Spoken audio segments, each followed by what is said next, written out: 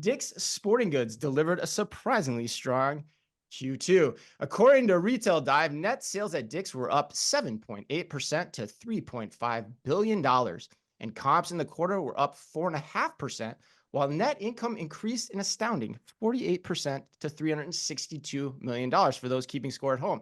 Dick's also raised its full year outlook as a result, with comps now expected to rise 2.5 to 3.5% for the year, up from 2 to 3% previously.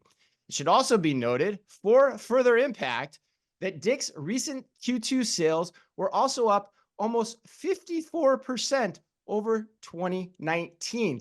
I think that's good, all. I think that's good. I think that qualifies as pretty good. All right, Brooks, what is Dick's doing right, or is it just riding the wave of multiple trends converging at the same time? What is your opinion here? Well, look, Chris, I'm a big fan of Dick's. Like Dave said earlier, full transparency. I've got two teenagers in the house. We've got nonstop sports. So I love what Dick's is doing. I think the assortment, you asked what's special about Dick's. I think the assortment is amazing. Maybe not every category, but all the ones that sell. I love what they're doing, right merchandise at the right time. That used to seem impossible in the sports and outdoor business. Right. I love the way that they're connecting omni-channel experience end to end.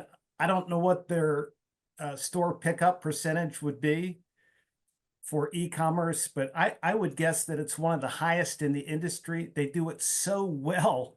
My son's shin guard breaks in the morning. You need another one. You punch it in, you pick it up. It's right up front. I love the experience connecting omni-channel end to end. And then I love the double down on experiential.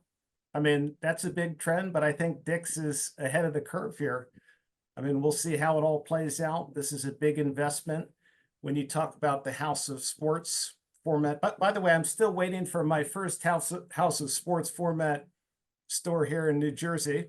But I like the idea of rock climbing walls, indoor tracks. This is a big capital investment, but I see it paying off. So net, you think it's more about the execution and the strategy of Dick's than the capitalizing on the trends in the sporting goods space? Well, I would say yes on balance. I think on the flip side, look, you got to give credit to some of the brands that are just on fire right now. Think about Hoka. That's a $2 billion brand right now. This is a brand that's on fire, on getting back to athletic performance. So it's not everything that Dick's is doing. And look, this is an industry, sporting goods. It's still extremely fragmented, a little bit sleepy other than maybe Amazon and REI. So it's easier to grow and take share than in other categories here for Dick's. Yeah, it's funny. It reminds me of an anecdote. One of my old mentors at Target used to tell me. He used to be the buyer for sporting goods. He said he never saw more chest hair from the salespeople in sporting goods than anywhere else in the world. So yeah, let that sink in, OmniTalk fans. All right, and on that note, what's your take? I have a feeling I love that I'm the segue for chest hair. From I chest love hair? that that's where it's like, let me see slimy salespeople with lots of chest hair. Let's go to Anne. Why not? I try, but I have a feeling your take's similar to Brooks. Is it? Yeah, I mean, I think, look, there's a couple of things that you're doubling down on here that doesn't get talked about as much in the headlines, and that is also the investment in community. I think Dick's, as a giant retailer, a national retailer, really doubles down on making sure that they're offering opportunities for the community to get special discounting when it's time. They partner with all the local community sports leagues to give special discounting like ahead of the seasons.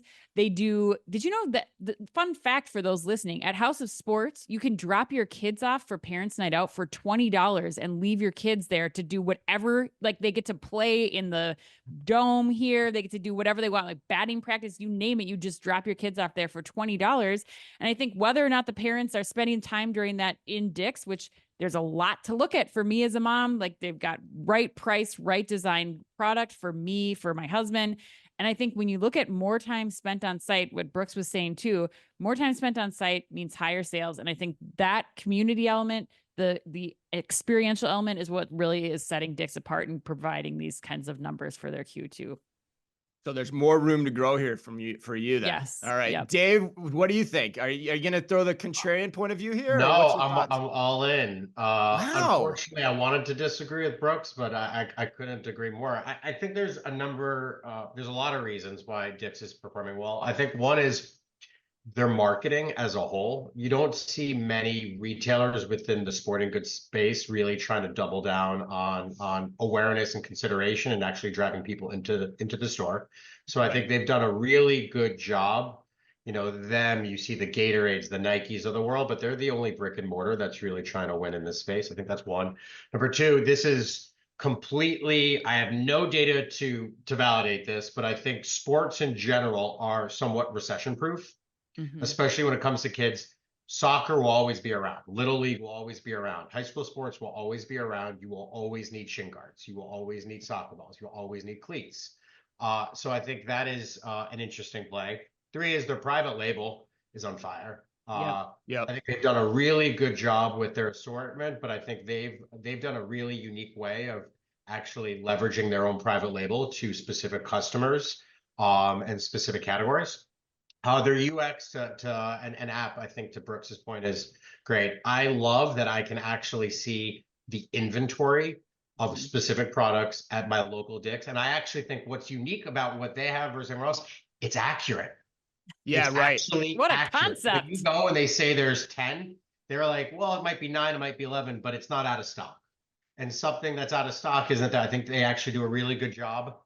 And ultimately, this concept of athleisure is still on fire right now. Yes. Fashion today is very different than fashion 10 years ago. High fashion doesn't really exist.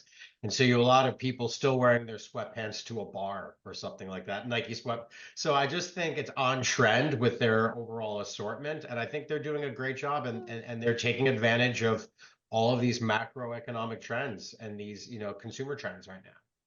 Yeah. Yes. Okay. So I'm gonna slow the roll a little bit on this one, on my opinion. I mean, I don't think I disagree, but I think I do. There's some caution here I'd put to this headline. I think Okay. like with everything, there's always a balance of both. Like it's usually somewhere in the middle, right? When everything settles out. The whole sporting goods is a recession-proof trend, especially coming out of a pandemic. That's another thing that's been going on here too. And we like the teams at Dick's. They are good stuff. We like them a lot. And to get great execution like this, or get great numbers like this, excuse me, it of course takes great execution. But I think you have to go back to what Han Solo told Luke the first time he blew up a TIE fighter. You can't get cocky. And I've seen retailers do this a lot where they think they start, drinking their own Kool-Aid and thinking they're really great. But there's a ton of tailwind that's helping this brand.